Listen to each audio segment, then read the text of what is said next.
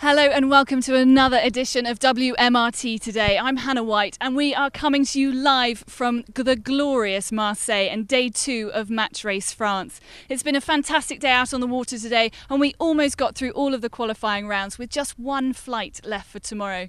I'm joined once again by our technical analyst Mark Chisnell, who's going to be running through all the results from the water today and also dipping into a few of the intricacies that happened on the water that some of the sailors were pulling off today. But Mark, what are the scores on the board? The scores on the doors, Hannah, are Daminiel 7-3, Torvar Mirsky also on 7-3. Both of those guys potential winners of the qualifying session. Morvan 6-4, Jesper Radek 6-5. Good day from him. He was in a bit of trouble last night at 2-4. We have Bertrand Passé on 6-5. Francesco Bruni 5-5. Alvaro Marino on 5-5. Phil Robertson on 5-5, Peter Gilmore on 5 and 6, Ian Williams on 4 and 6. We're going to talk to him shortly, and Litos on 4 and 7, Hansen on 2 and 8. The last two are definitely not going forward, but as you can tell, there's an awful lot of 5s and 6 in there, and we could have some pretty complex tie breaks. But I think we'll come back to that in a minute, Hannah. Yeah, well, I know you and I are both very keen to talk to Ian Williams, who's going to join us now. Ian, this morning you were going in 3 races down with 2 wins and then not a great start to the day again today, but you managed to pull something back at the end there with 3 consecutive wins. Just talk us through your day. Well, it was like yesterday, but the opposite. Yesterday we went 2 wins and then 3 losses. Today we did 3 losses, then 2 wins. So we need to do better. A lot coming down to tomorrow's race against Hansen. Yeah, I've had a quick look at the results. I think if we win that one, I think we'll be through whichever way the other results go. I'm not exactly sure because I haven't really had a lot of time to figure out the tie breaks, but we look strong in the tie break, so if we can get into it, I think we'll get through. Okay, and I mean, would you say you're a bit of a bigger boat sailor, that these J80s don't really suit your style? What is it that you've been struggling out with there? We haven't been, I think today and yesterday they were both days for being fast and smooth, and we don't seem to have that in these J80s at the moment. We'll for sure go away and have a chat about that and try and improve for tomorrow. But I think maybe with the bigger boats, if you win the favoured side, you've got a bit more of an advantage than you have in the smaller boats where a couple of tacks don't cost so much.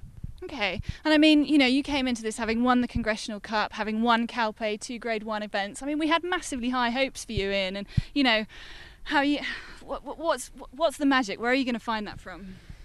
Well, you don't change too much. You just keep trying to improve. That's all you can do. We need to see it as around a last 16. We've got a one race, must-win race to go out. It's a bit like being 2-2 in the round of 16. Go out, try and win it, and then hopefully go on to the quarters. Cool. Nice one, Ian. Well, we'll let you get back. Thanks very much for joining us today. Thanks. And Mark, as we were talking about earlier, someone that's had a pretty good day today, wasn't looking so great coming into it this morning, was Torvar Mirsky. I spoke to him this morning. In fact, I spent quite a lot of time with you today, Torvar, on board and this morning. You had a magical day out there. Great day, Hannah, and it must have been you around. We got 5 wins, 1 loss, so we got used to the boats, felt more comfortable with the conditions here, and won the left side a few more times, which seemed to be paying, and just can't be happy with the guys. They put in and hiked hard, when we needed it. Chizzy, any questions for Torvar? Yeah, that whole left-right thing is quite complicated. It's not paying the left every time, is it? We saw you make a late call for the right there in the race that you were with Hannah. That's right. When it was lighter winds earlier in the day and later in the day, the left was quite crucial to have, I think. But when the wind picked up, it was just the boats were a lot closer, and it was more about match racing and being physical, and you just need to take the right-hand side of the boats on the upwind and keep the starboard on the downwind. So that's what we switched to with our strategy when it was more wind. One thing I noticed that when I was out on the water with you today, you guys are all pretty young, you're all pretty fit, you were hiking pretty hard, boat handling was good, hoists and drops were pretty good. Is that helping?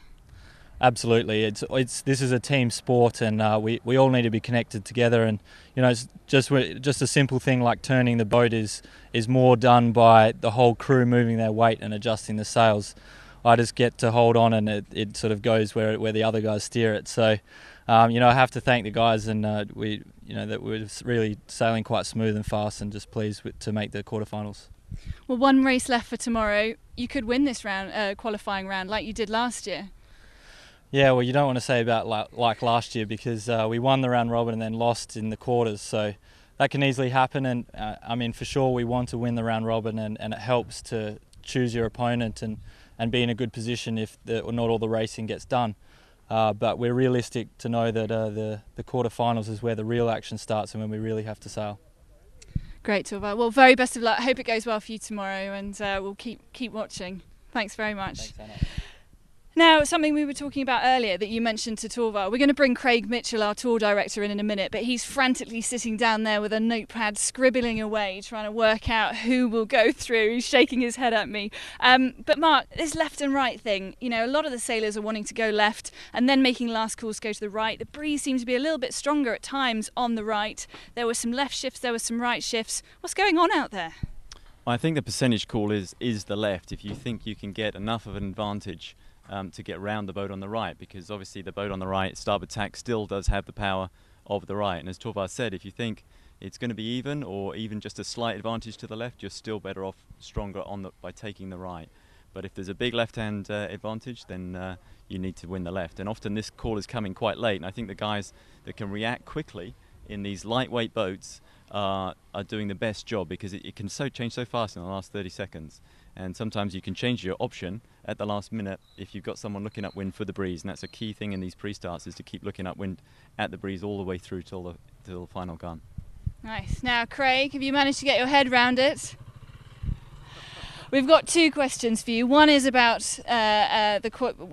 who's going through to the qualifiers, given the intricate details of all the results. And secondly, one thing that Mark and I were talking about earlier is we saw a massive trend today of people being rolled on their downwind leg. You can choose whichever one you'd like to talk about first. Well, I think I'll take the easy one first, which is the tactical one, because I've currently got three and a half pages of notes on the different combinations. So we saw quite a lot of rolling going on today, which is the boat astern has got round the windward mark, pretty close to the boat ahead. They've set their spinnaker, and then they both go for the boat behind normally goes for a jibe. The boat in front then jibes to cover it, and then the boat to windward then starts to roll over the top, and it's a critical point at which they finish their jibe and the acceleration out of that jibe. Because today we saw some rolls where people just got forwards and forwards and forwards and managed to roll over the top, and we saw some great defences from the leeward boat as well that can then manage to take all the action down to the right hand corner as you look downwind, and just peel their opposition off as they jibe back in to go to the leeward mark. So the difference between getting rolled and not being rolled is not a great deal in these conditions. Well, perhaps it's time that we move on to those all-important results. As I said, we have qualifying stages today. We got through. We've got one flight left tomorrow, 4 matches left. And as Mark read out earlier, we've got some very tight results. So come on, between the two of you, you must have worked it out by now. Well, I think there's an easy way and a hard way, and I think I got a quote from Ian that actually is... there's no point looking at this until we've finished the results tomorrow, because there is so many combinations. We have 2 guys that can get to 8, but then depending on the results we could have 3 guys on 7 wins, all blocked out at the top of the round robin. In order to then differentiate those 3 guys on 7 points, we'd have to look at the guy that's in 4th place. But the guys that's in 4th place, there could be 4 of them. So we could then have to go and look at how we separate them out. There could also be 4 guys tied on 4 wins at the 5 wins at the bottom, which would be Williams, Robertson, Gilmore and Mourinho, or Williams, Bruni, Gilmore or Mourinho. But Mourinho could get out of that by beating Eel. And so depending on those interactions, depends on who then comes out. I think we should give you your own show just to talk about this. I'm not sure. It sounds hugely complicated, but At the moment it's looking good.